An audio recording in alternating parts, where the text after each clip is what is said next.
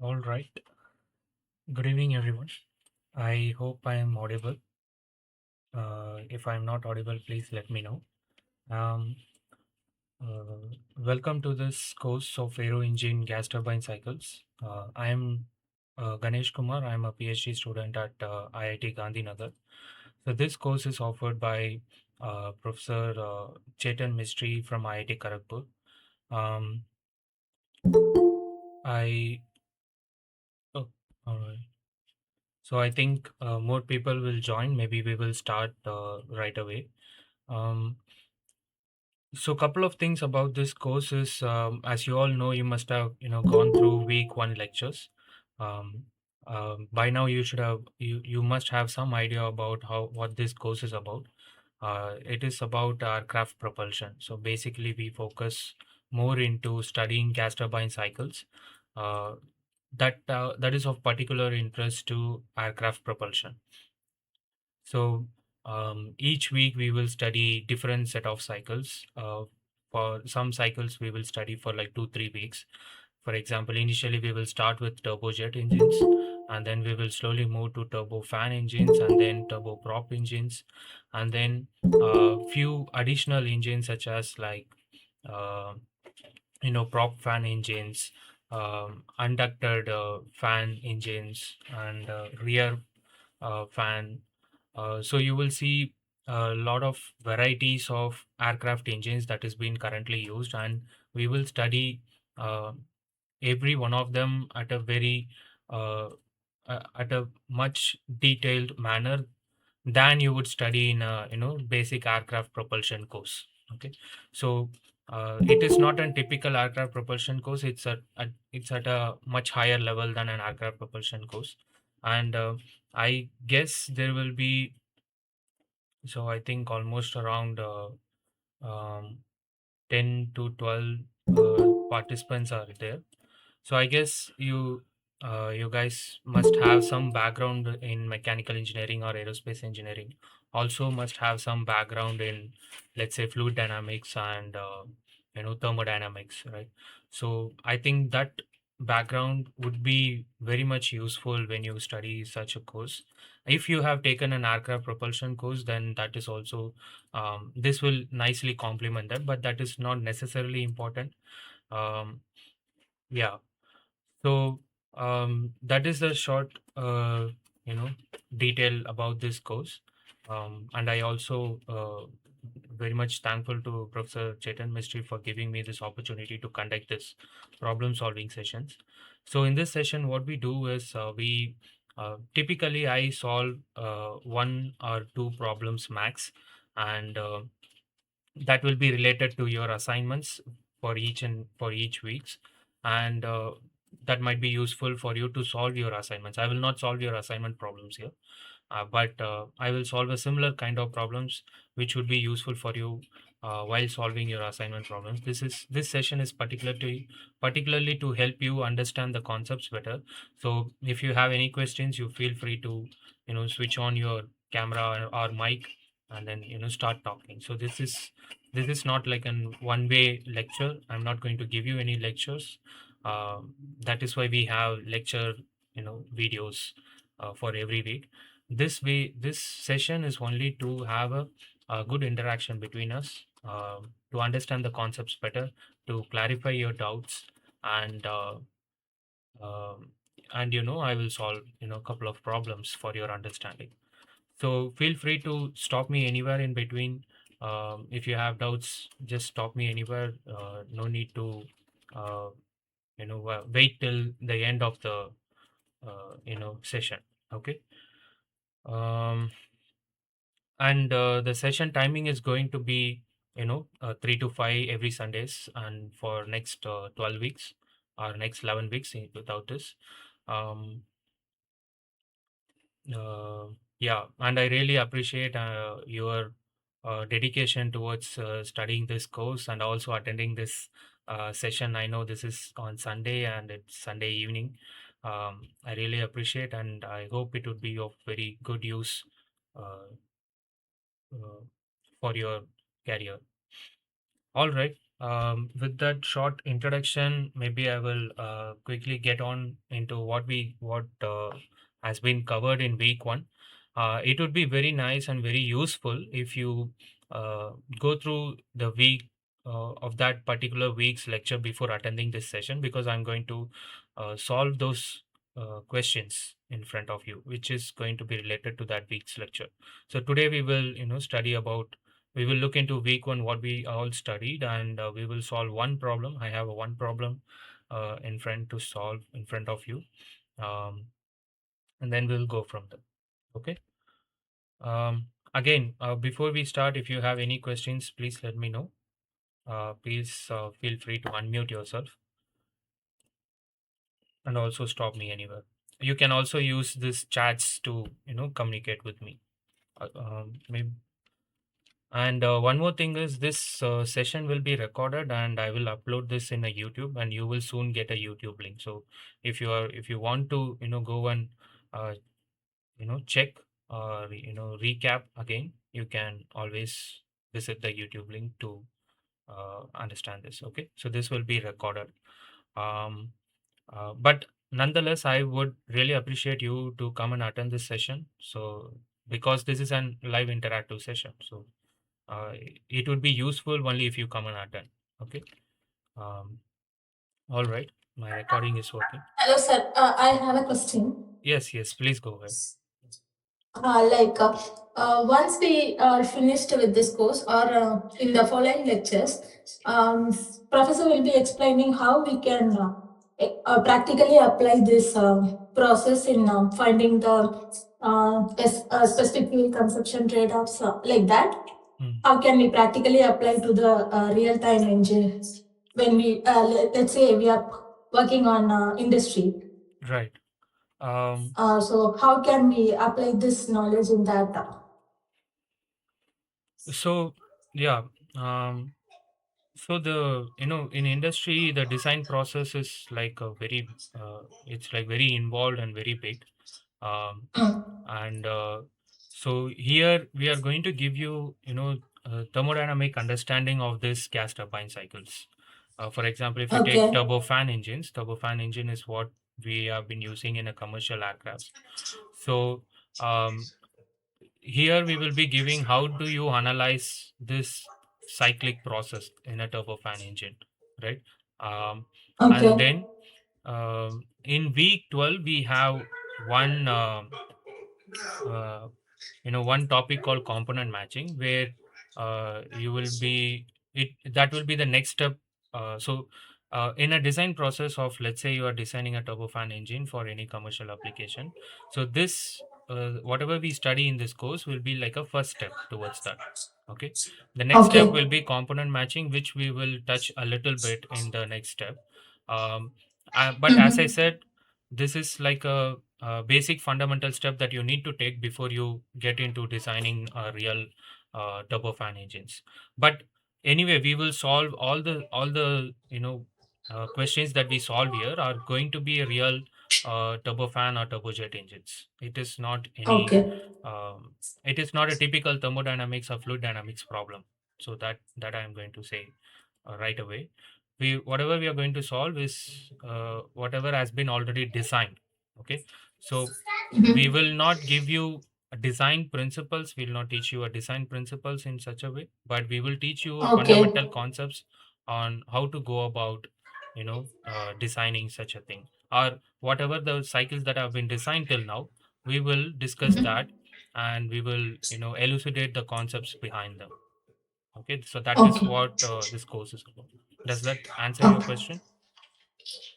Yes, sort of like Okay. this is not the place where I should look about it. Is what you are saying. Yeah, so in terms of design, see, you need some basic fundamental concepts of, you must have studied Mm. thermodynamics, but just the thermodynamics is not enough to design a aircraft engine. So you need to understand what are the components and how these components interact with each other. So that fundamental basis is given in this course. Okay. Okay, so then you can go forward in designing an aircraft, gas turbine engines. Yes. Okay. Thank you, sir. Okay. All right. Any other questions? Okay. So this is Nagarjuna. I have Yes. one question actually. For the efficiency calculation, so we the part of specific pressure. It's like varies from the ground level to ambient level. So how can I ensure that efficiency changes due to specific pressure? Specific pressure. Yeah, CP value. Okay, CP value. So, Yeah. um, see, based on my understanding and my experience, CP, it does not change much. Uh, so that is of least importance in terms of efficiency calculation. Um, so you will learn about more about this in this course. So we will today talk about definitions of efficiency, and also TSFC and other things. Um, but CP, it varies only slightly much in real conditions. So typically we take it to be constant. Okay. And that is not going to affect your efficiency very highly. Okay, it will change your efficiency slightly. Let's say if you're designed it for 40% with a constant CP, then while in the ground conditions and in the flight conditions, your CP changes will might affect you like per 1% or 1 or 2%, right? So um, that would be of very least importance. We will learn more about it in next week also. We will learn how CP affects the CP effects will affect the efficiency and other things. Okay. Yeah, one more thing, sir. Like Yes. mass value, the airflow is our fluid, like it is mass. So depend on of the condition, it will be change the temperature, like enthalpy. So that is also it will affect efficiency, correct? Yes. See. It does affect if you see, in fact, what you will do is you will design the gas turbine engine for one condition. Okay. For example, you will design the gas turbine engine for, let's say, takeoff condition, because that's where you require a higher thrust. Um, so at that time, when you design it for that, let's say, optimal thrust, what you will also maximize the efficiency, and that efficiency will be only applicable at the takeoff.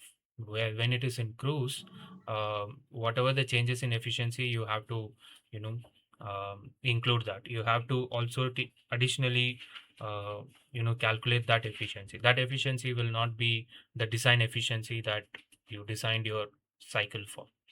So um, if you, let's say, design your aircraft for that, for the takeoff condition, sorry, design your engine for the takeoff condition, whatever the inlet temperature of the air is going to change, the inlet temperature, or in more general terms, the stagnation enthalpy of the air, uh, is going to change your mass flow rate, and also is going to change the pressure ratios within the chamber, and that pressure ratio is what is going to determine your thermal efficiency.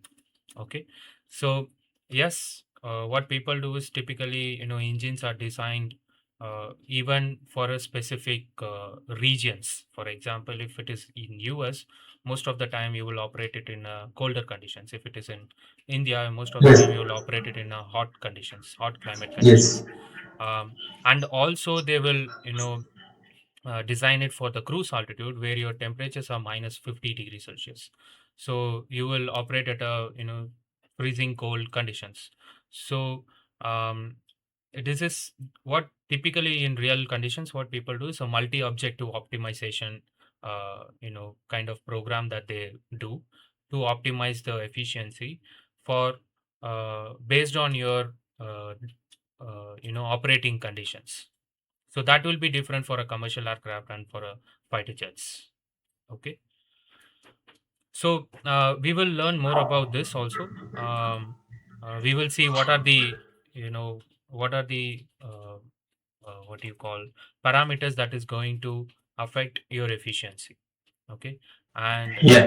and we will also learn about how these parameters are affected because of the inlet conditions, and that will give you a better idea. Okay. Yeah, yeah, yeah. Thank you. All right. So Daksh is asking what are the prerequisite of this course. So prerequisite, as I said, you may need to know thermodynamics. Thermodynamics is an important prerequisite, and also fluid dynamics. I guess these two are enough to understand this course. Okay. All right. Um, what we will do is, so the problem that I'm going to solve is not going to take like, so although this session is for 2 hours, the problem that I'm going to solve is not going to take more than half an hour or so. And the remaining one hour or so, you feel free to again ask me with any questions if you have any. Okay. So maybe without much further delay, maybe we will start the today's session. So in week one, so okay, maybe I will also show my notes. So this is my notes. So I have been tutor, I mean the PA for this course even last time when it was offered. It was offered back in 2024. And these notes are taken when it was offered then. But I'm just going to go through some of my notes, what I understood from the lectures, and um, just to refresh the concepts for you guys. Okay. So as I said, first we saw about the machine design, how aircraft engine cycles are designed. Uh, what we are particularly in this, so mission is something we do not design here. Mission is we our whatever we are going to learn. So probably that will answer Revati's questions also. Whatever we are going to worry, it's going to be in cycle and engine composition. So we are particularly going to focus more on this subject. Okay, the what is the cycle that we are going to use, what is the engine configuration, and what is the performance. We will not go into component performance because that requires individual component design and modeling, and that is out of scope for this subject. Um, and also, component testing is something irrelevant for this course. So our focus is what is the engine cycle, what is the configuration, engine configuration, and how the performance is getting affected with the engine configuration. Weight is also something we will not get into, and other things we will not get into. Okay. So after this preliminary design, then only we will go forward and go for manufacturing and engine testing, which is again a very big process. Okay. Typically, aircraft engine design and development typically takes 5 to 10 years, even in a established industry such as Boeing or Airbus. Okay. Um, all right. Um, so we can classify aerospace engines as either air breathing engines or non-air breathing engines. We know non-air breathing engines are nothing but the rocket engines, where you carry both fuel and oxidizers together. In air breathing engines, air is the oxidizer. We would just carry fuel. Okay. And in air breathing engines, previously we were having reciprocating engines, and now we now almost everywhere it's gas turbine engines or jet propulsion engines. And in jet propulsion there are different kinds of gas turbine engines. In that our focus is on gas turbines, ramjets, scramjets, all those turbo rocket, turbo ramjet we will not cover. So our focus is on gas turbine. In gas turbine we have turbojet, turboprop, turbo shaft, turbo fan, unducted prop fan, ducted fan, and much more we will study in detail. Okay. So this is how a typical jet engine works. You have an intake which takes air, which is basically the oxidizer, um, and the fuel you will add it in the combustion chamber. But before that, what you do is you pressurize the air using the compressor. So after the intake, you have this compressor that is going to increase the pressure of the air. And once it increases, the fuel is added in this combustion chamber, and combustion happens. That will raise the temperature of the air, and which basically means you are adding heat to the system. Okay, so you are by by the means of combustion, you are adding heat to the system. So air gets heated to a higher temperature, and that gets expanded in the turbine, and while it is expanded in the turbine, the high temperature thermal energy is getting converted to mechanical energy, and that is driving your compressor, which is at the front. Okay, the remaining thermal energy, which is out of the turbine, it gets expanded in the nozzle, and when it gets expanded in the nozzle, it reaches high temperatures. Here we call it V9. um, this high temperature, high velocity exit, basically the thermal energy gets converted into kinetic energy. This high velocity exit is what gives us thrust for the engine. Okay. um, so the numbers here are basically called as station numbers. We directly went to 9. You might ask why not 1, 2, or 3. You will learn why 1, 2, and 3 are reserved for different stations, okay, within the gas turbine engines, which you will learn more about it in the week 3, week 4 subjects. Okay.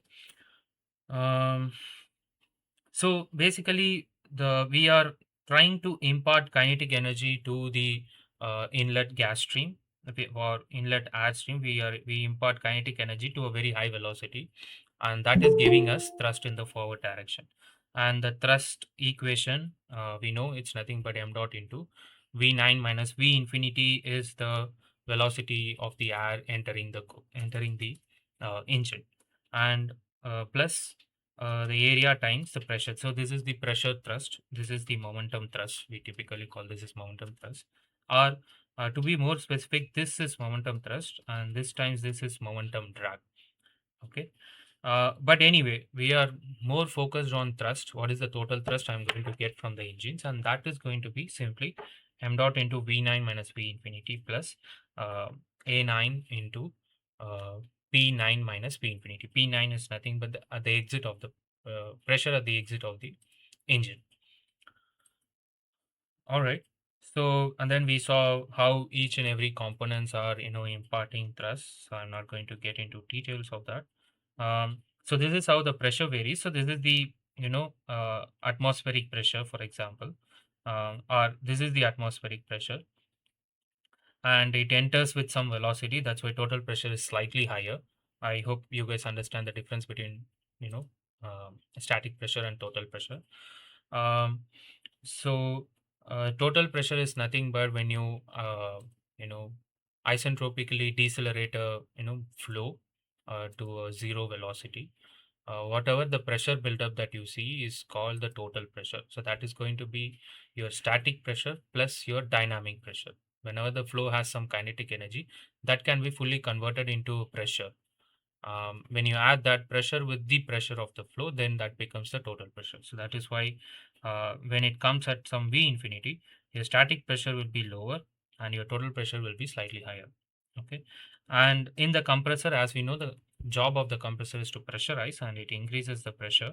And there is a small diffuser component to regulate the flow after the compressor, and there is a slight increase in pressure in that.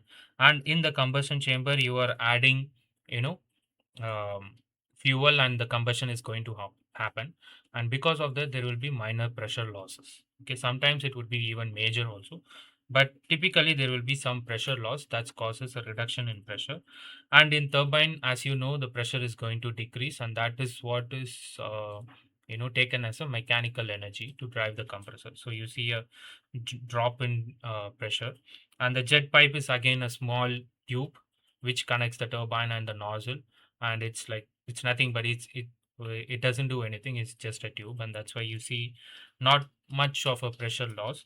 And finally, nozzle is an if you assume it's an isentropic expansion, it's going to the pressure is going to continuously decrease till the exit.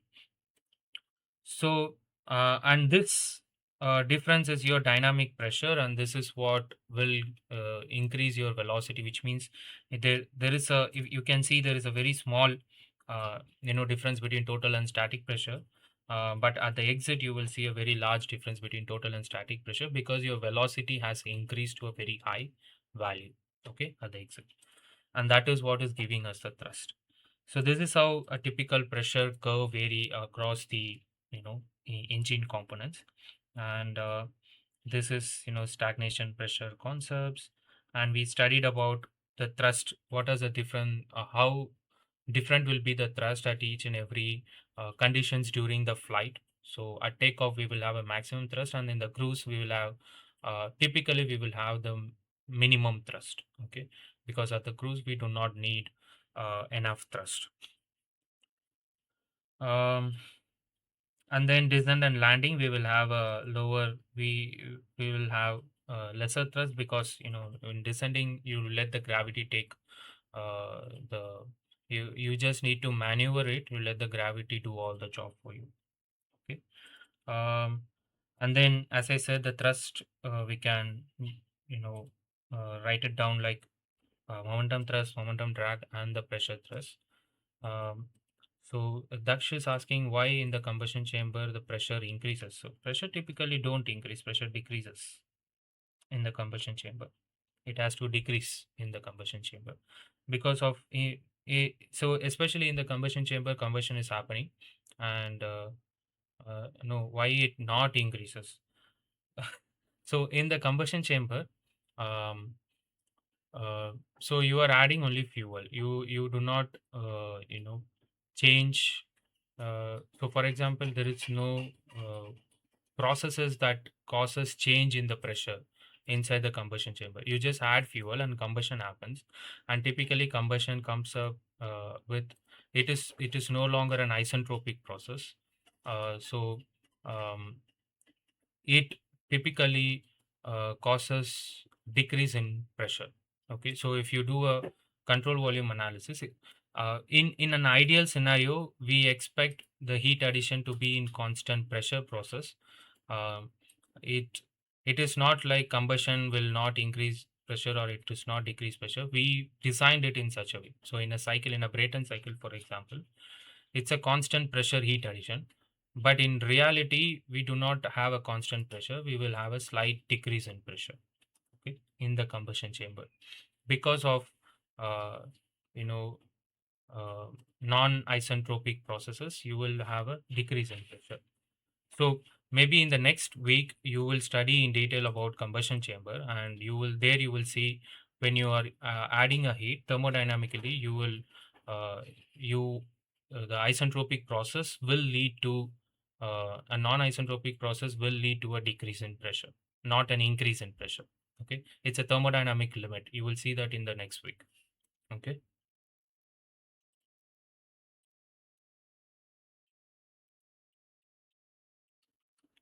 All right, and we also saw how each and every thrust and drag varies with flight speed and various other graphs. Um, and we also saw about the factors affecting the thrust. So basically, as I said, the whatever the variable that is present in the thrust equation is going to affect. For example, m dot, a9, p9, and v9. So for a given m dot, if you change the velocity or pressure at the exit, you are going to have a difference in pressure. So typically in a gas turbine engines or for the aircraft engines, we use a converging nozzle. Um, but if you are operating it in missiles or other places, you will use a converging diverging nozzle, and you let the flow to be supersonic. uh, and because it has become supersonic, the velocity will be very high. That will lead to a very high thrust. Okay, so that typically we do it in um, fighter jets and also in missiles, but not in aircraft engines. We want aircraft engines, uh, we typically do it in subsonic because of efficiency. So if you put a CD nozzle, then it is not that efficient. You will get a higher thrust, but the amount of fuel that it takes in will also increase. Okay, so maybe we will do one analysis on next week about this C converging and CD nozzle, how different they are. Okay. um, and then, as I said, we flight speed will affect, m dot will affect altitude. Altitude will determine what is the m dot, because m dot is rho av, right? And based on the altitude, the density of air is going to change. And because of that, as you fly higher and higher, you are going to find lesser and less air. So m dot will continuously decrease, and because of that, you will have a reduction in thrust. So, changes in thrust. So m dot is also an important parameter, and as a altitude is also an important parameter. And finally, the ramming effect. If your velocity increases, the pressure overall pressure ratio increases, and that will lead to increase in mass flow rate and increase in thrust. Okay. All right. And important performance parameters coming to our study today is the efficiencies. We have propulsive efficiency, thermal efficiency, and the combination of two is the overall efficiency. We also have a different set of efficiency for propeller type engines. For example, propeller efficiency that we will study in detail when we are studying about turboprop engines. Okay. So we will have turbo propeller efficiency, you have thrust, you have specific fuel consumption, and you have aircraft range. All right. So propulsive efficiency, as the name suggests, it's what is the amount of thrust power that you are getting, because the interest, what is our interest is to get thrust. What is the amount of thrust power you are getting per you divided by the power imparted to the flow. Okay. Or the total kinetic energy change of the engine flow. So that's why you have like a two definitions of propulsive efficiency, and both are equally valid. So we will solve this problem and we will see how these two definitions is going to change your values. Okay, for one of the engine that I have to take. um so and similarly we have thermal efficiency. Next is thermal efficiency, which is the what is the amount of heat energy that you provide that is resulting in a change in the uh, power or change in the kinetic energy of the flow. Okay, so that's why you write it as power imparted to the engine airflow divided by the rate of energy supplied by the fuel. Okay, and which is actually defined as m dot f into qr. Qr is the heat of reaction or heat of combustion of that fuel. Okay, or calorific value of that fuel. So this is the total amount of heat that you are adding in, but that is leading to only rise in this much power or power of an engine airflow. Okay, and this much power of an engine airflow is leading to uh, is producing only T times V infinity, which is the thrust power. So that is captured by propulsive efficiency, and this is captured by thermal efficiency. And hence, your overall efficiency is the uh, combination of thermal efficiency and the propulsive efficiency. So basically, you multiply thermal efficiency and propulsive efficiency, that will give you your overall efficiency.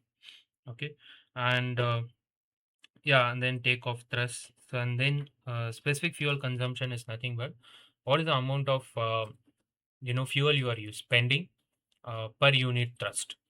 So that's why you write it as m dot f by t. So this is like kind of like a mileage for aircraft engines. In mileage, you will be like um kilogram. How will you kilometer per liter, right? So how much kilometer your bike or car runs per liter of the fuel. Similarly, here the mileage definition is kind of different. It's a specific fuel consumption, which says like what is the amount of fuel you need per unit thrust. Okay, all right. And for turboprop engines, it's like brake specific fuel consumption, which we will study in detail in while studying about turboprop engines. And and these are like for how to calculate the range of the mission, uh, what is the range of the aircraft, what is the endurance of the aircraft, and other things. So here we have just introduced this concept. It is not going to be any more pursued in this course, because our focus is not to study about the range of the aircraft or endurance of the aircraft. Our focus is to study just the gas turbine cycles. Okay. I think this is component performance is your second week. We will study that in your second week. All right. So for final exam, should we memorize all these equations, formulas, and everything? You may need to remember what is thrust equation, but that which is straightforward. You need to Mm-hmm. remember what is the definition Efficiencies. of thermal efficiency, propulsive efficiency, overall efficiency, and also TSFC. So this is the equations you may need to remember, nothing else. Okay, and also Okay. in so typically for compressors, combustion chamber, and turbine and nozzle, we will have some set of thermodynamic equation which isentropic relations we must have already studied, right? P naught by Mm. P. So we just need to use those isentropic relations for individual component analysis. And the amount of practice that you will get by the end of week 12 is should be sufficient. You don't need to memorize any equation. That should be Okay. sufficient for you to go and attend the exam. Okay. Okay. Thank you, sir. Yeah. All right. So Pranav is asking, I have one small doubt. In the diffuser between the compressor and combustion chamber, we see an increase in P static, but why exactly should there be a decrease in P total? Because ideally P total should be a constant for diffuser and nozzles, right? Or is that a plot case of real scenario for real nozzles and real diffuser? Yes. Um, so P total ideally you expect it to remain constant. Um, but the frictional losses are there, non-isentropic processes that happens in the diffuser that causes a slight decrease in total pressure. Okay. So for real cases, it does happen. That's why you see a slight decrease in whatever I was showing here. You're right.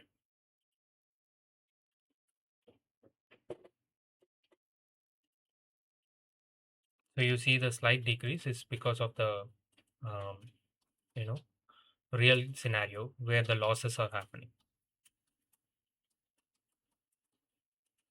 All right. I hope that answers the questions of Pranav and Daksh. So we will get into. So these are the equations. These are the definitions of the performance parameter that is going to be of relevant for today's session. We will. Um, so I have a question. Maybe we'll read the question and I will explain it to you.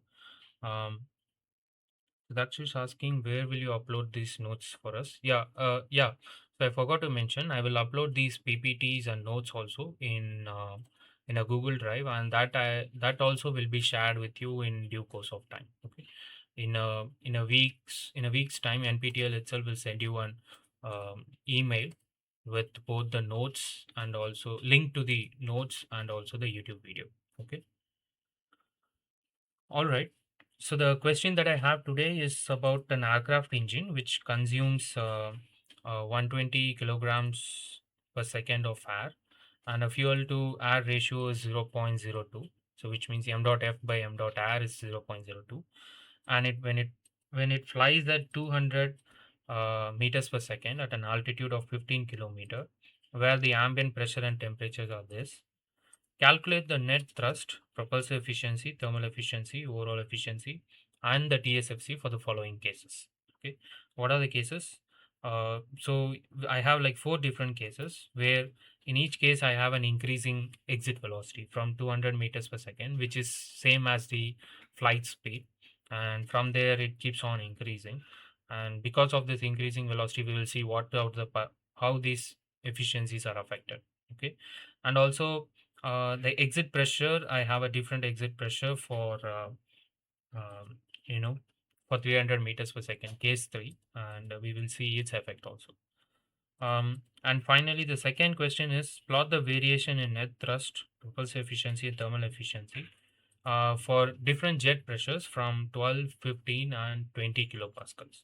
Okay. Um, so we will have to vary the exit velocity. Here we are going to plot it with respect to u by ue, which is basically aircraft velocity by the exit velocity. For example, for case 1 it's going to be 1, and for case 2 it's going to be 2 by 3. So um, we will vary this exit aircraft velocity by exit velocity, and then we will plot how these performance parameters vary, okay, with respect to u by ue for different pressures. So that is the question. So these are the given parameters that we have. M dot R is 120 kilograms per second. Fuel to R ratio is nothing but m dot f by m dot r, which is 0.02. And aircraft speed is v infinity is 200 meters per second. So aircraft speed is 200 meters per second. So which means, what engine sees is it sees air coming in at 200 meters per second. That's why v infinity is same as the aircraft speed. Okay. Um, 200 meters per second, and at an altitude we have P infinity and T infinity.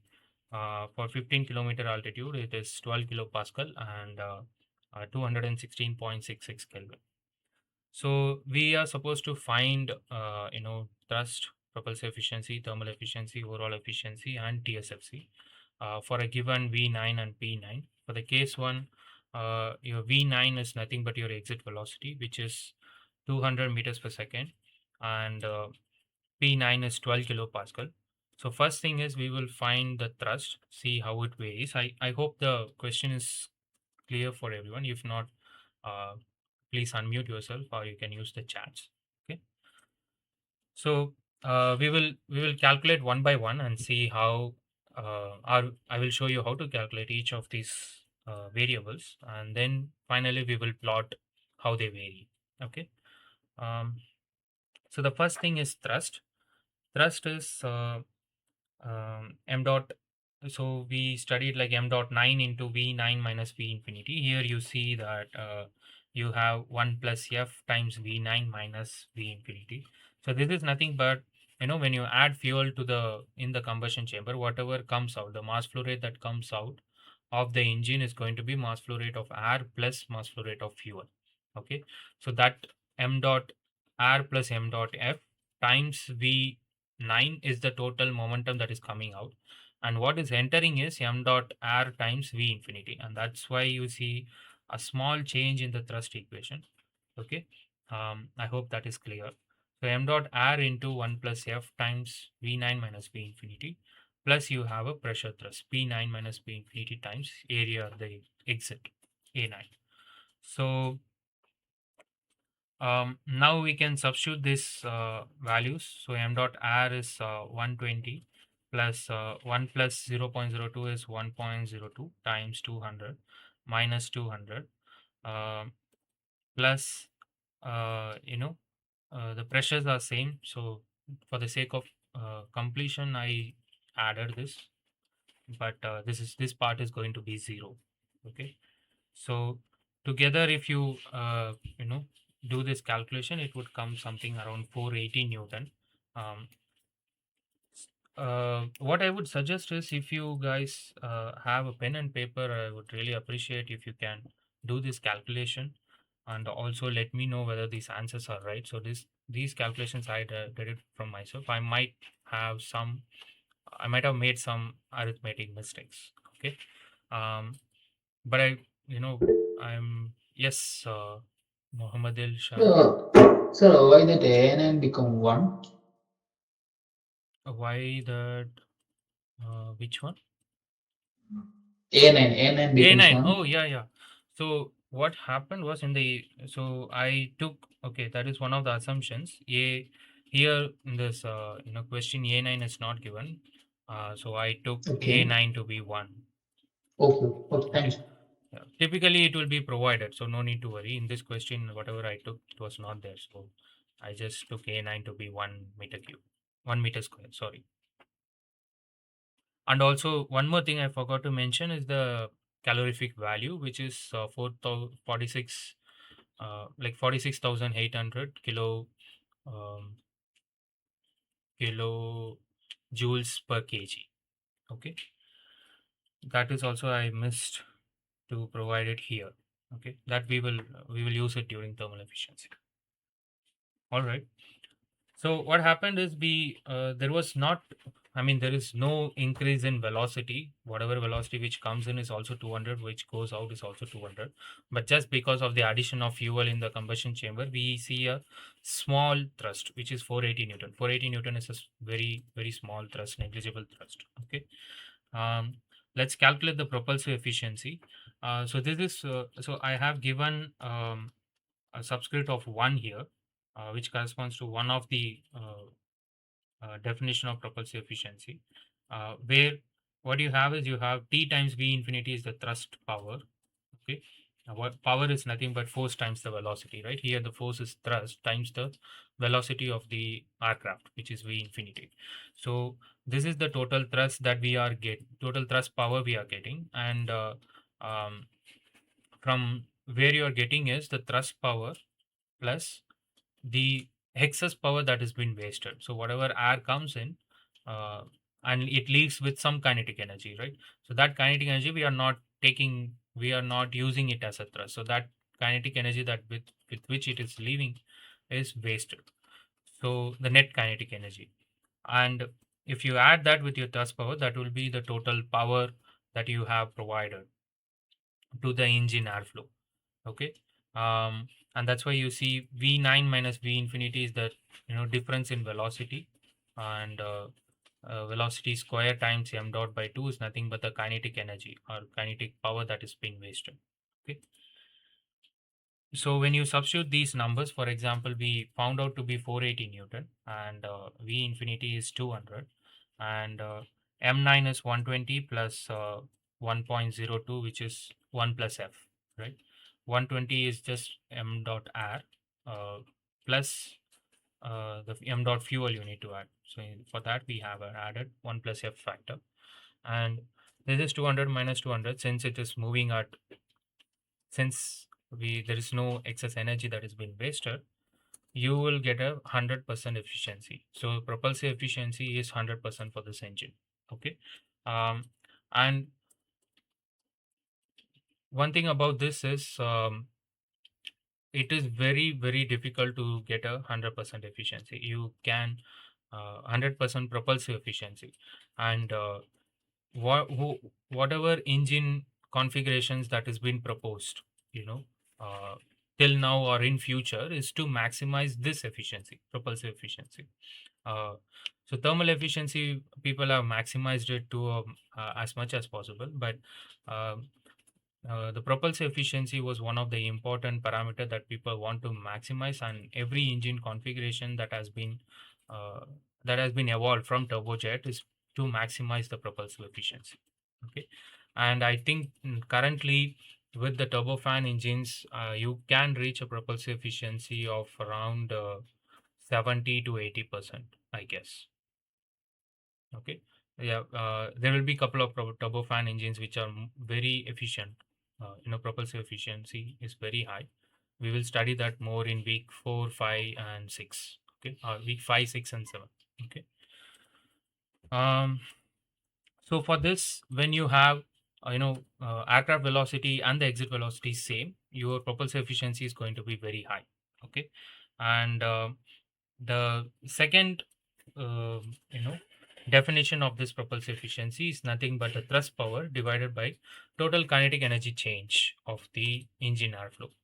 Okay, so you might think this makes more lot of sense than the previous one, right? So it's like, I am providing some air with some kinetic energy, and at the exit I have an increased kinetic energy, and that should be the total change in energy which I'm going to use it to propel my aircraft. So that must be more organic way of defining a propulsive efficiency. You might think like that. Well, let's see what is the solution for this. Okay, so now, if you substitute these values, for example, thrust is 480, v infinity is 200, and if you substitute all the other parameters, uh, all the given data here, um, so can you guys guess what is the solution for this?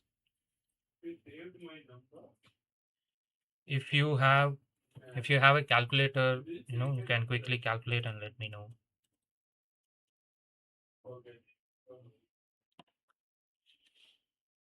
Okay.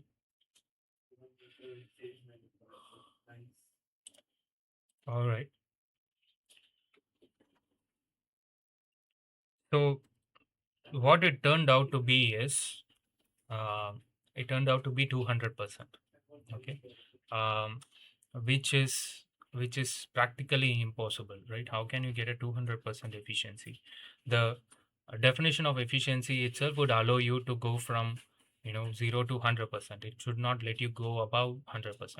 And that's why people typically do not use this definition of propulsive efficiency. They use this, the first definition of propulsive efficiency. And what is so you must think philosophically, like what is the difference between this definition and this definition, right? Both are talking about the energy that you are giving to the airflow and the thrust power that you are getting it out, right? So um, if you think a little bit about it, it's about changing the reference frame.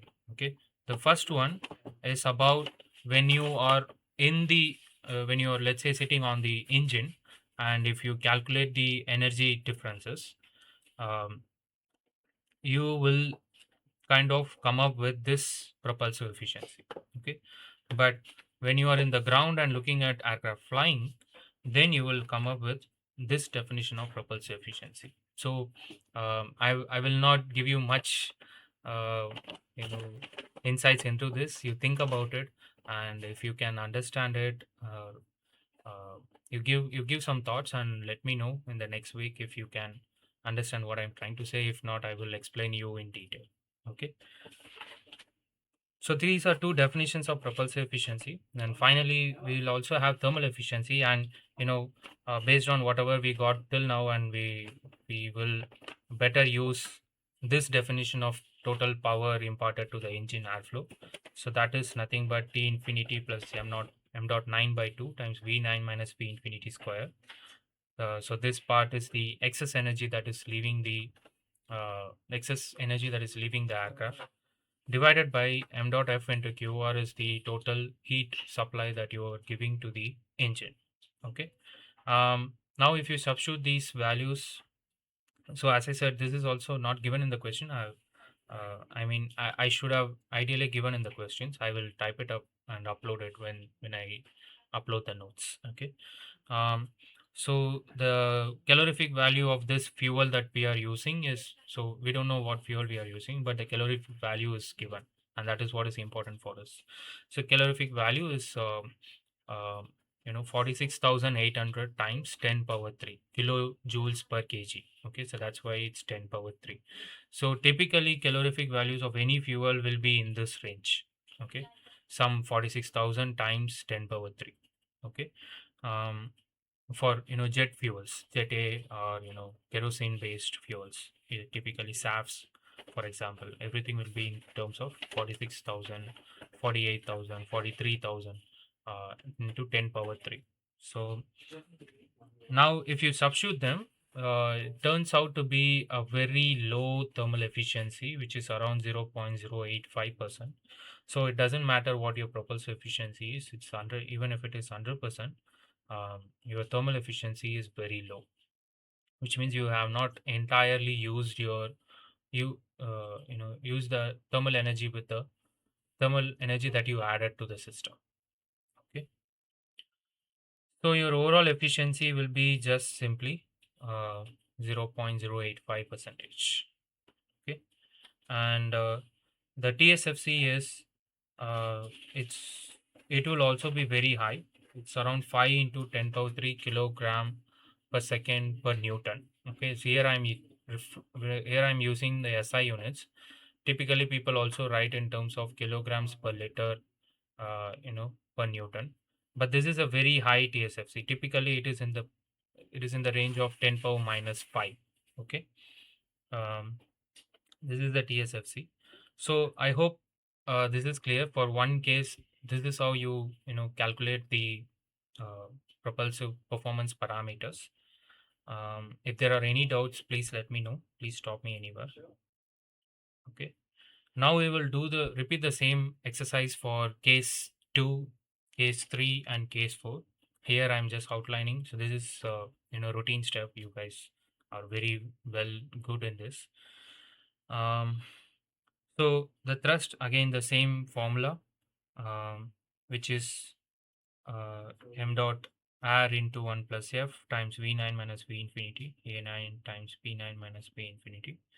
And you substitute this. I think this is some mistake. I will remove this.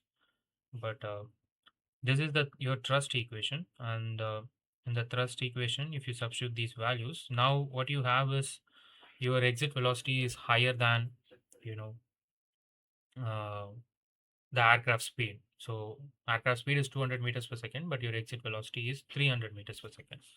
And because of this change, you will get a velocity, you will get an uh, thrust of 12,720 Newton or 12.7 kilonewtons. Okay, so previously we saw only 480 Newtons, but now this is a jump of 2 orders of magnitude. Okay, so whenever there is a when the exit velocity is very high, your thrust is going to be very high. And that's why, as I said, if you go to a supersonic speeds, your thrust will be even more higher. But the only problem is your m dot f also will keep on increasing, and that's why, it is only used in fighter jets where you need quick, maneuverability and also very high thrust demands. Okay. All right. So again, the first formula, you know, relative to the engine formula of propulsive efficiency. If you substitute these values, now you have an additional excess, energy that is leaving. Okay, and because of that, what would you expect? So previously we got 100%, and now because this was also 200, this was also 200, the excess power was not there; it was zero. Now since the velocity is higher, 300 meters per second, you have some excess power that has been lost to the atmosphere. So because of that, you expect efficiency to reduce, right? So from 100%, you expect it to reduce. And that is what you see here. From 100%, it has reduced to 80.6% by increasing the exit velocity from 200 to 300. All right. Now, the second formula for propulsive efficiency, for the sake of completeness, I've included that too. And now it has been within the limits. It did not cross 100%.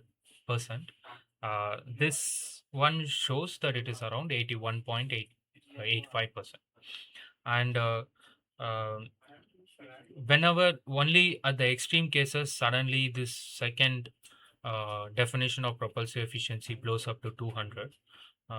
But in normal working conditions for real aircraft engines, these two efficiency formulas will not have much difference in their values. Okay. um, because typically we do have a very high difference in um, exit velocity of the jet and the aircraft velocity. All right. So the thermal efficiency, now again the same formula. We just changed now we have used a different thrust, whatever we got, and then we have changed the exit velocity, and because of that, you will see a increase in, um, you know, thermal efficiency, and now for the reason is for the same m dot f into qr, you are getting a slightly higher thrust. Okay, and that's the reason you see an increase in thermal efficiency. So if you see, the denominator is same for previous case and this case, and in fact it is same for every case. We are using the same fuel, but we are getting more thrust. That's why you see an increase in efficiency compared to the previous case. And finally, the overall efficiency is nothing but a combination of propulsive efficiency and the uh, thermal efficiency, and that is around 2.26%. And the TSFC is going to be slightly lower. Previously, we saw it to be around 5 into 10 power 3.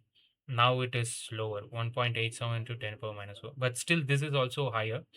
Typically, the turbofan engines is operating in the range of 10 power minus 5. Okay, 1 into 10 power minus 5 or 5 into 10 power minus 5, in that range. When we solve, in turbofan engine problems, you will see that, like what is the TSFC. Okay.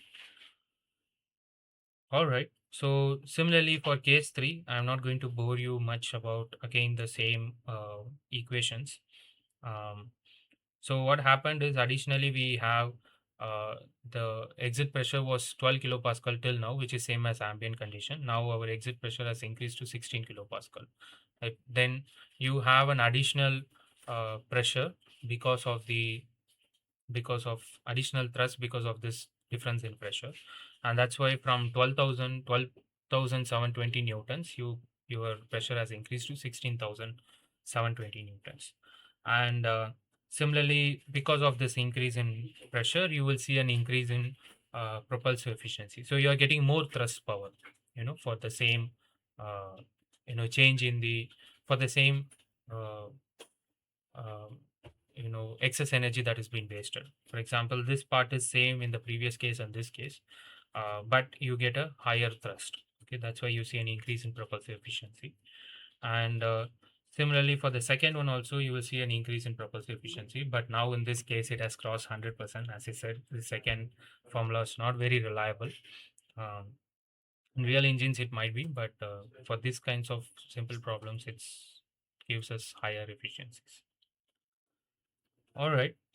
So similarly, the thermal efficiency, if you want to guess, what would be your guess? So again, as I said, the denominator is same. The uh, you know the energy that is being wasted is also same compared to previous case.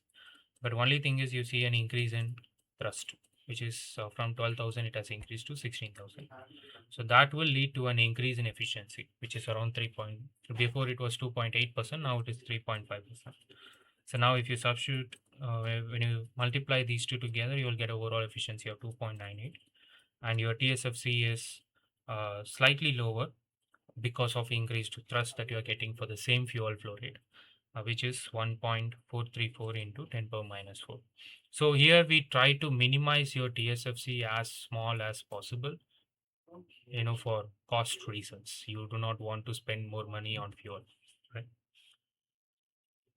And finally, we have a we reached a very high extreme, which is like 450 meters per second. So that is basically, you could expect it to be supersonic. Okay. um, Now, if you substitute this value, you will get a very high thrust, 31,080 newtons, and the propulsive efficiency that reduces, as expected, it is more and more away from the engine speed. So, more and more the exit velocity away from the engine speed, the lower the propulsive efficiency will be, which is what you see, 61.91 percentage.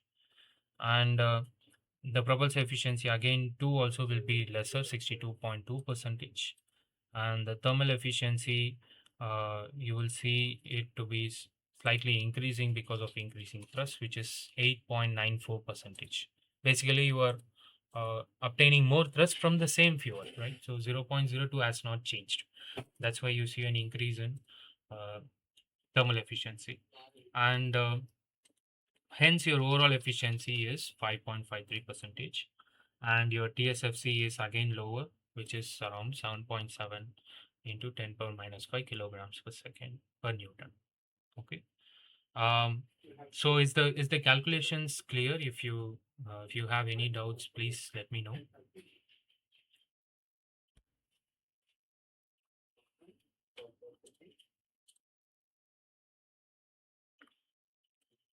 All right, I am guessing that there are no doubts. So if there are no doubts, I'm going to stop my presentation here. I will share it from here.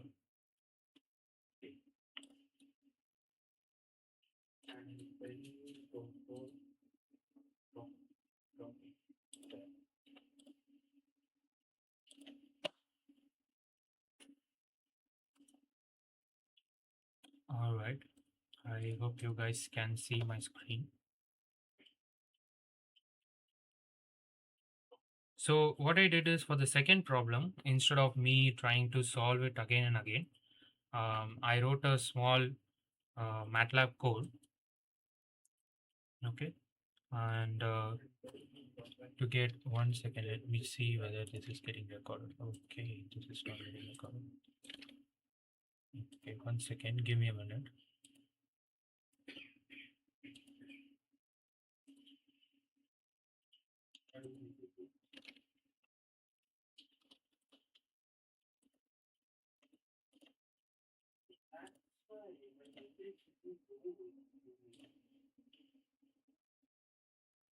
All right. So what I did is, instead of me doing it for each and every values and then plotting it using graphs, it's going to be very difficult. So I thought I will quickly write a small program that we can run and see how different variables vary with u by u exit. So that's the second part of our program. Sorry, of our problem. So basically, this is our given conditions. M dot r is 120.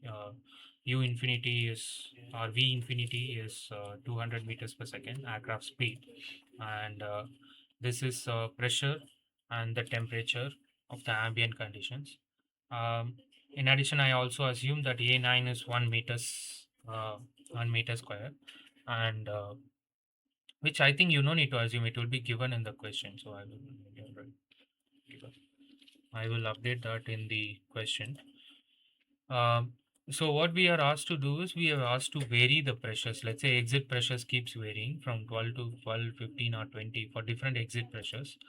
How will your performance variables vary for different velocities? Okay, so here u by ue is nothing but um, velocity of the aircraft by exit velocity, which I'm going to vary as from 0 to 1. Okay, so 1 in the sense where u and ue are same, which is our first case that we saw, and the subsequent cases are less than 1. For example, for 450, 450 by 200, how much will that be? 450 by 200. Uh, so this is u by ue, right? So 200 by 450.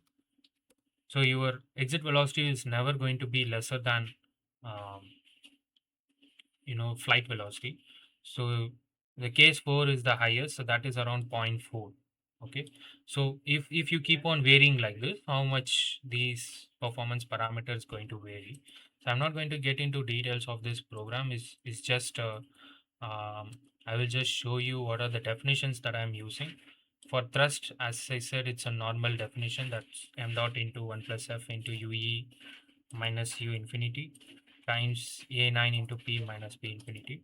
And for propulsive efficiency, professor, even give one more efficiency, right? So a simplified version. I've also used that. Um, but if you are interested, you can run this program and see. I will also share this program with you. um, but our focus is on the first efficiency, which is T times U infinity, the thrust power divided by the thrust power plus the uh, excess power that is wasted, that is let out in the environment. Okay, that is my propulsive efficiency definition. And similarly, the thermal efficiency definition is going to be a similar total power imparted on the air flow divided by the um, mass flow rate of fuel times QR, where mass flow rate of fuel is m dot r into f times QR. Okay. Um, Now, the overall efficiency is going to be, we can either write it like this, or you know propulsive efficiency 1 times thermal efficiency. Okay, that is also fine. Both are same only, because this is the common denominator, it's going to get divided. So this one and this one are same, so basically you will be having T times U infinity divided by m dot infinity. So that's the overall efficiency, and the TSFC is m dot f by the thrust. Okay, and then I am just plotting thrust, propulsive efficiency, and thermal efficiency, overall efficiency, and TSFC. Okay, it's just plotting basic MATLAB program. By the way, you no need to know any of this programming language or something to learn this course. You will not be asked to write a program. You will not be asked to submit the program. It's just, it will be easier for me to easily explain you how the trends are varying. Okay. Um, so when you run this program, you will see that this is TSFC. Okay, we'll come to this later. First thing is we will see about the thrust. So you see, when it is 1, you have a lower thrust, which is what we saw like case 1 is having 480 newton, and as the velocity ratio keeps decreasing from case 2 to case 4, you see an increase in the thrust. Okay, this is plotted in kilonewtons. Okay, for example, let's say if I zoom in here, so you will see that I think it's 0.44 is the case 4. So case 4 is somewhere here and case 1 is somewhere here. Okay, so case 1 is having very low thrust, and as the velocity difference keeps increasing, you will see an increase in thrust. Okay, and with pressure also, since pressure is adding more thrust, you see a increase in thrust with pressure. So blue is 12 kilopascal, red is 15 kilopascal, and yellow is 20 kilopascal. Okay, we'll keep this aside. Now we will look into propulsive efficiency, and what you would expect is, when two velocities, when the aircraft velocity and the exit velocity matches, or when they are very close, you will have higher efficiency. If they are far away, you are going to have lower efficiency, and that is what you see here. For example, our case is going to be somewhere between here and here, right? So you see 100% efficiency when these both velocities matches, and as the velocity difference keeps increasing, your efficiency keeps on dropping. Okay, and so for a lower exit pressure, you are going to have lower thermal propulsive efficiency, but with pressure increases, you are going to have higher propulsive efficiency because thrust increases basically. All right, so that is about propulsive efficiency. Let's look at thermal efficiency. Um, so in thermal efficiency, you see again our windows of study is somewhere between 0.44 to this one. So you see that at you know equal velocities, you see a very low thermal efficiency, and as the velocity difference keeps increasing, your thrust keeps increasing, and the thrust increases for the same fuel flow rate, your efficiency, thermal efficiency is higher and higher, and that's what you see here. It goes to, let's say, like few percentage. Thermal efficiency is around 10 percentage at 0.4, around that, right? um, and with pressure also you see an increase in thermal efficiency because basically you are getting a higher thrust. That's it. Okay, this is about thermal efficiency. um, Now maybe I will close this to avoid confusion, and this is about overall efficiency, and again you see here our focus is somewhere between zero point 0.4 to 0.5, right? Yeah. So when it is 1, you have a very low overall efficiency. As expected, our thermal efficiency is very bad, so you see a very low overall efficiency. But since our thermal efficiency improves, although there is a decrease in propulsive efficiency, we see an increase in the overall efficiency because thermal efficiency is climbing faster than the than the propulsive efficiency. And with pressure also, all these efficiency, you see an increasing trend with pressure. Okay, and similarly you have TSFC, and TSFC you see a very high value. So here I've plotted in terms of kilogram per hour per Newton. Okay, uh, we used to put it in terms of seconds, but it is convenient to put it in kilogram per hour to avoid those 10 power minus 5 minus 3 and things. So here you can clearly see that when the velocity difference keeps increasing, you see a decrease in, for example, you see a decrease in TSFC, right? So which is what you see here.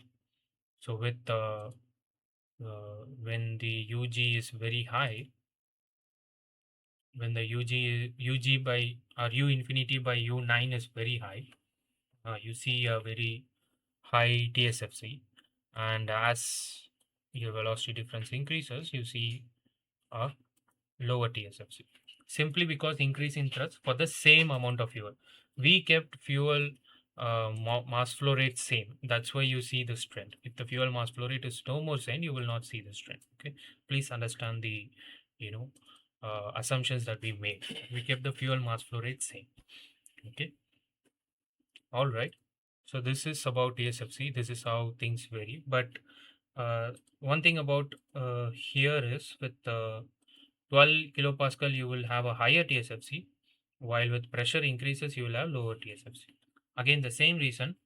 Till now, um, everything was increasing with pressure. Even the thrust, efficiency, everything was increasing. Since thrust is in the denominator of TSFC, you will see with pressure it decreases. Okay, so that is something you should keep in mind. All right. Um, are there any questions?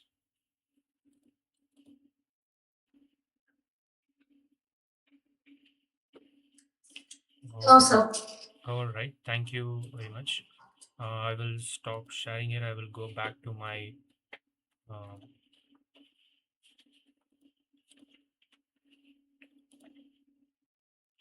I will go back to my iPad.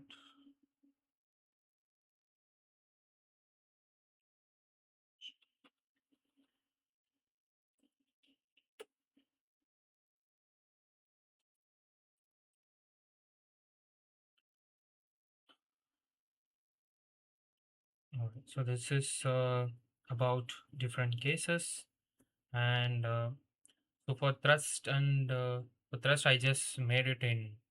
I plotted in logs to see uh, a better understanding. But it doesn't matter. So you see, these are the profiles that you get for you know different uh, different pressures and different velocity conditions. All right. So that's the question that I have for you today.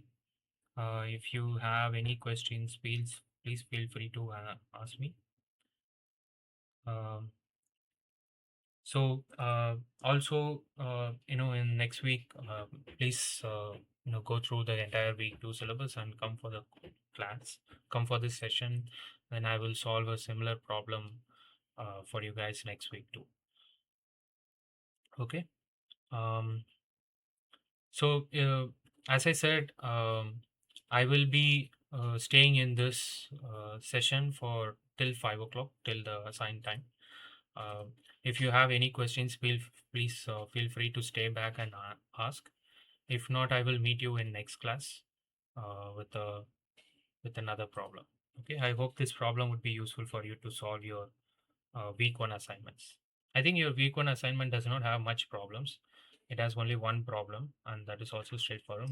All others are like uh, just the concepts of what has been taught in the week one, right?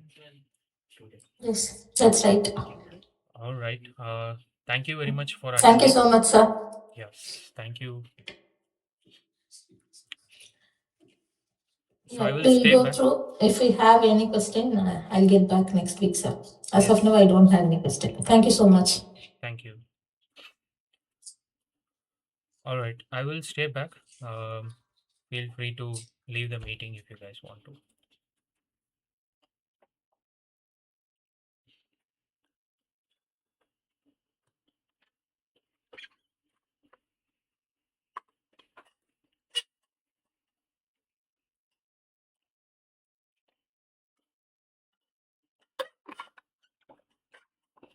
Okay, Daksh is asking, can you tell the topics of thermodynamics for prerequisite? Um, Daksh, what is your background in? Have you studied mechanical engineering bachelor's, or um, what is your background?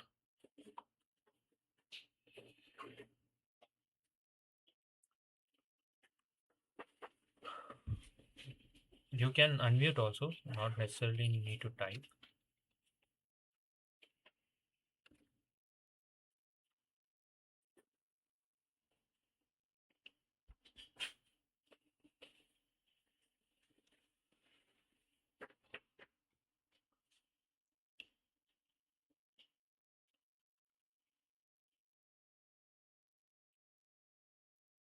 Mm, I'm not sure whether Daksh is typing. So I will be going in college this year. My base is 11th class only now. Oh, amazing. 12th. Okay, that's amazing. Um, okay, so what you can do is in thermodynamics, in 12th we studied a little bit, but Typically, we need to study about closed system and energy balance. Okay. Um, for example, you will have sorry, open system energy balance. For example, you will have steady flow energy equation. That is what we use everywhere in in this course. Okay. The steady flow energy equations and also isentropic flow relations. For example, in the compressible flow relations, how the pressure, temperature, and the density of the air is going to vary within the flow. Okay, so those are the two topics very we follow. We will be continuously using. For example, I think some of them will be taught. So we will give as a recap, and if you can understand from that, it's well and good. It's uh, there's no problem in that. If not, you may need to go and study a little bit about that topic. For example, you have this control volume analysis, and we do this steady flow energy equation, right? So this is like energy in equal to energy out. So, and how we are deriving this relation from this steady flow energy equation is something we will continue to do for each and every component within the cycle. For example, compressor, combustion chamber, and you know uh, in the turbine and in the nozzle, how these things is going to vary, we will do for each and every uh, components. And that is what your week 2 syllabus is. If you go through this week 2, and you will get some idea of what we need. Basically, main thing we need is this steady flow energy equation, and also some basics of thermodynamics, which I think is covered in your 12th class. So maybe if I go down here, so you see, for diffuser, again, we use the steady flow energy equation. Okay. And then for and then we have this efficiency, isentropic efficiency. And then if you go to compressor, again, this is also a steady flow energy equation. You see, work done by compressor is like this. Work done, you must have studied in your 12th, right? How the pressure for the different processes, what is the work done? So here, each and every component undergoes a different processes. For example, the combustion chamber is a constant pressure process, and turbine and compressor are isentropic processes. So your work done is going to vary based on those process. Um, and hence your efficiency, thermodynamic efficiency, or the isentropic efficiency is going to vary based on that. Okay. And again, in the combustion chamber, it's again mass balance and energy balance. And in the turbine, again, it's about the work done because of the isentropic process. And in the nozzles, what you have is this complicated expression which comes from the um, compressible flow relations. So that might be something little bit over your head. Um, but if you can understand some basic uh, working principles behind nozzle, it you can easily catch up. Okay, so you go through with the syllabus, and at any point if you find something you can't understand, you can let me know. I can guide you in that direction. Okay.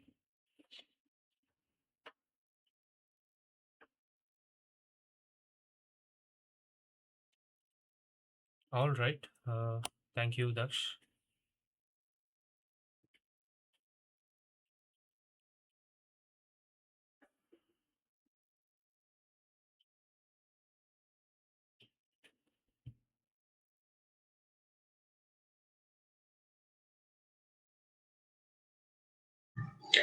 So this Nagarjuna, Yes, yes, please go so ahead. actually I understood this concept, and explanation is very good. Okay, Thanks thank for you. this session.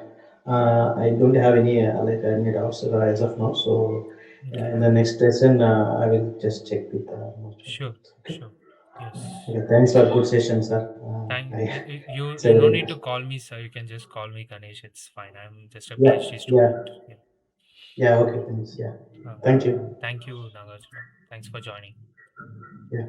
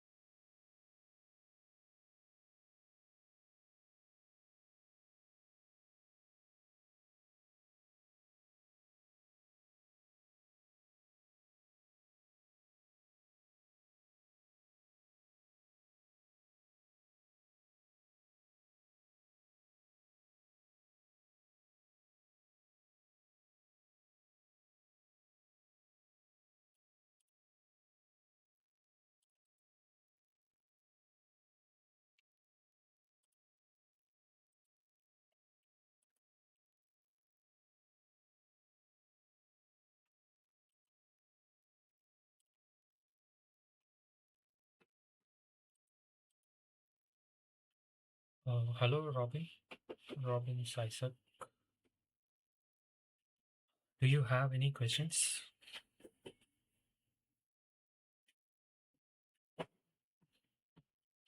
So we have just completed the problem solving session 1. So if you have any questions, you can stay back and ask. If not, I will see you in week 2. Okay, next week.